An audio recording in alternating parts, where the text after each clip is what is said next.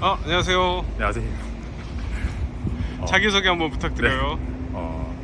기억하실 분들은 기억하시겠지만 저는 조우라고 하고요. 네. 미국에서 왔고요. 지금 한국문학번역원에서 문학 번역을 공부하고 있습니다. 한국문학번역원은 어떤 곳이에요? 한국문학번역원은 공공기관이고요. 네. 정부에서 지원금을 받아서 여러 가지 문학을 해외에 알리기 위한 지원 사업을 하는 곳인데 네. 거기서 운영하는 번역 아카데미라는 곳에서 제가 문학 번역을 공부하고 있습니다. 그 한국에서도 공부를 좀 하셨잖아요. 네, 맞습니다. 어떤 공부 하신 거예요?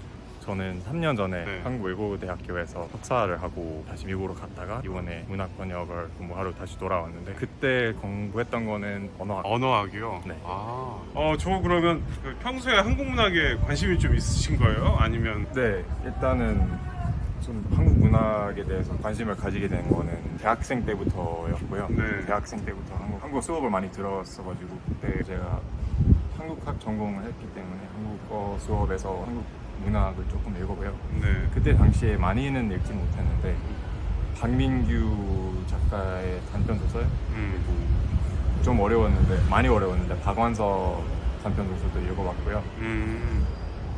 한국이 싫어서도 읽었던 것 같아요. 그때 당시에 좀 많이 화제되는 작품이었어가지고 그 정도는 대학생 때 읽었고요. 최근에는 아무래도 전공적으로 공부하고 있기 때문에 더 많이 더 다양하게 읽으려고 하고 있고요.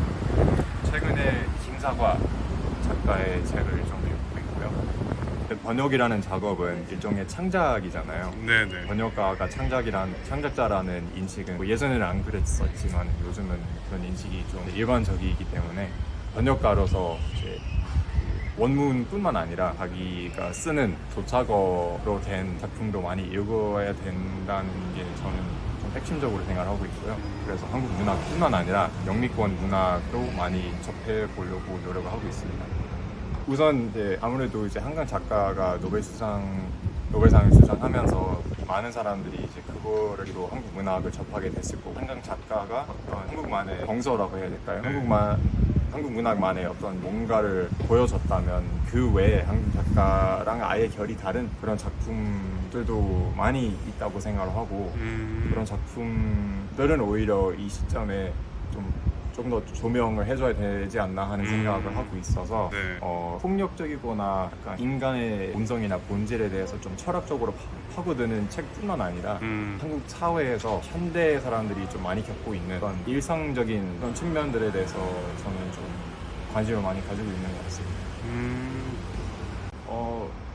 제 생각에는 이제 제일 중요한 거는 어떤 특정 단어나 표현을 가지고 도착어랑 정확하게 일치되는 표현으로 대체하려고 하는 것보다는 작품마다 그 문맥을 좀 엄격하게 따지면서 이게 이 표현을 어떤 느낌으로 쓰려고 했는지에 대해서 좀 고민을 많이 하고 최대한 그 느낌을 살리면서 번역하는 게 중요하다고 생각하는 편이라서 뭐 예를 들어서 대표적으로 번역하기 어렵다고 하는 눈치라든지 한정, 가정 호칭도 마찬가지고요. 뭐 언니, 큰 이모라든지 그런 것들은 아무래도 영어에서는 정확하게 일치되는 단어가 없다 보니까 이 책에서 정확하게 어떤 느낌을 내기 위해서 이런 표현들을 썼는지 가장 비슷한 느낌으로 대체가 가능하다면은 도착어로 번역을 하고요. 아예 안 되겠으면은 아예 한국어 그대로 로마자로 표기를 해서 쓰는 경우가 요즘 늘어나고 있거든요. 예전 번역가들의 철학으로는 거의 그게 용납이 안 되는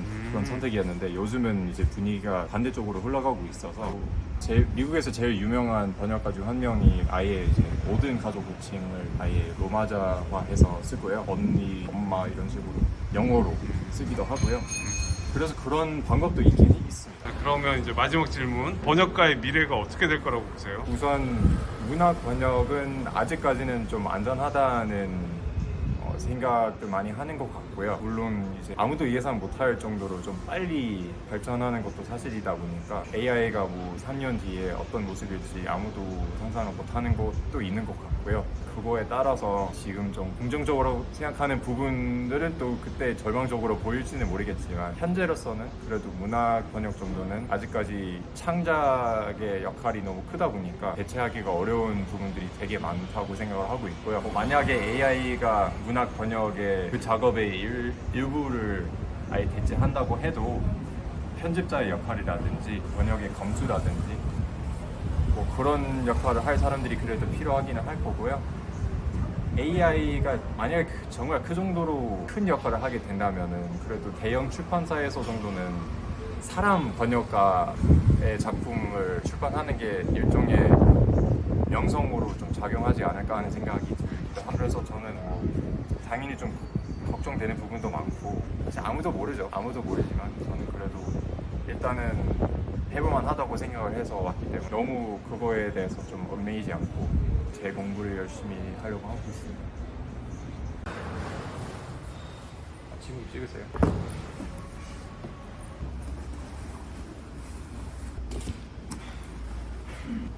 자, 제가 이제 처음으로 읽어왔던 한국 문학 작품은 박민규 작가의 단편 소설이었는데, 최근에 그 단편집을 전체로 다시 읽으려고 하고 있어요. 스텔라라는 단편집인데, 제가 수업에서 읽었던 거는 그렇습니까 기린입니다라는 소설이거든요.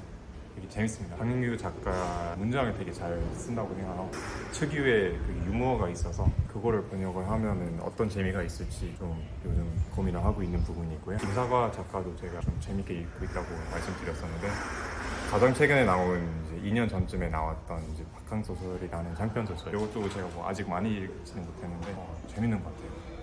김사과 작가는 되게 상상력이 풍부하시고 되게 뭐랄까요, 연구를 많이 하시는 것 같아요. 원래 불문학 쪽에 좀 관심이 많으신 걸로 알고 있는데, 그것도 이 책에서 좀 중요한 모티브로 나오기도 하고요. 굉장히 좀 현대 사회에 초점을 맞춰서 책을 쓰시다 보니까 굉장히 좀 접근성이 좋다고 생각하고, 빨리 이 책을 번역을 할 수 있다면 빨리 번역을 해가지고 좀 많은 사람들한테 알리고 싶다는 생각이 드는 작가 중 한 명입니다. 네. 그리고 비문학으로는 제가 또 아무래도 번역 관련된 다른 번역학 쪽에 있는 책도 좀 읽어야 된다고 생각을 해서, 홍한별이라는 번역가가 워낙 유명하셔서 아실 분들은 아실 것 같긴 한데, 이 흰고래의 힘이라는 흰고래의 힘에 대하여, 산문집인가요? 네, 맞습니다. 이게 모비딕이라는 미국의 유명한 고전 소설이 있는데, 거기로 나오는 흰 고래가 상징하는 것에 대해서 좀 얘기를 하면서, 이 번역이라는 작업 자체는 이